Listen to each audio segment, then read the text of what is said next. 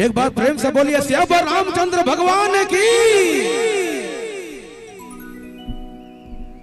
बनला भव्य मंदिर विराज रघुबे,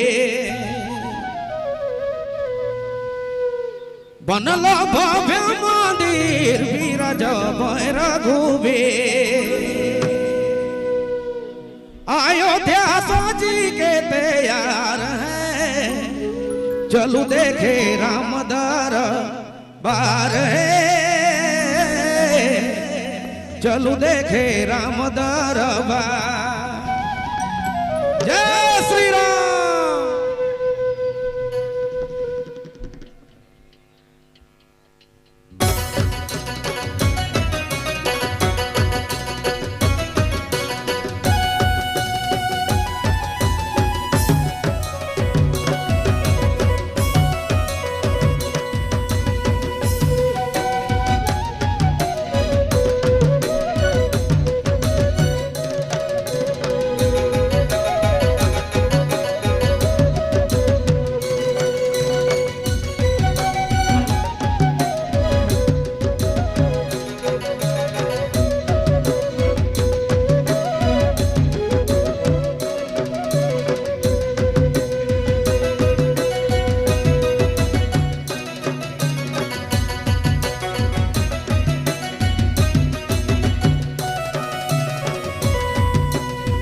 बनला भव्य मंदिर विराज रघुबे,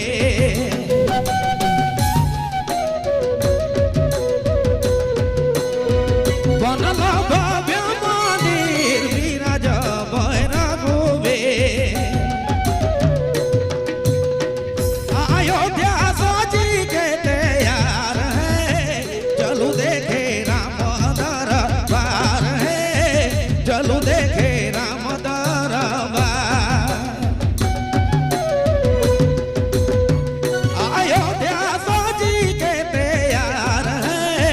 चलू देखे राम दरबार है,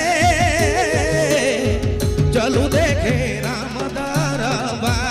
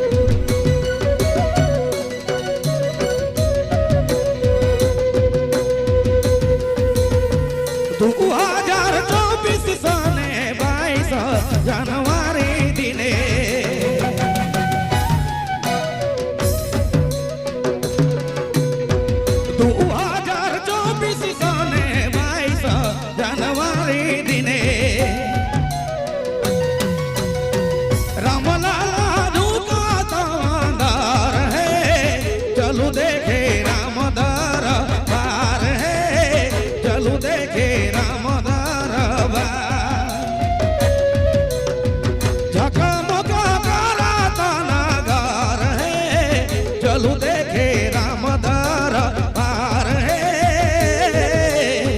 चलू देखे राम दरबार।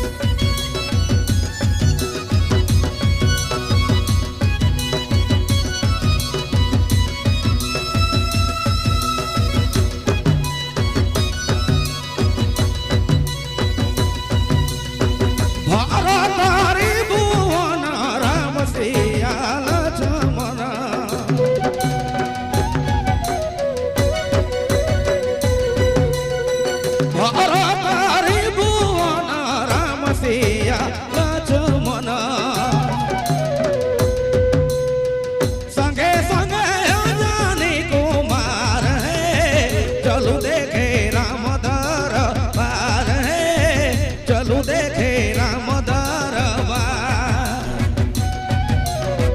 संगे संगे जानी कुमार है, चलू देखे राम दरबार है, चलू देखे राम दरबार है, चलू देखे राम दरबार।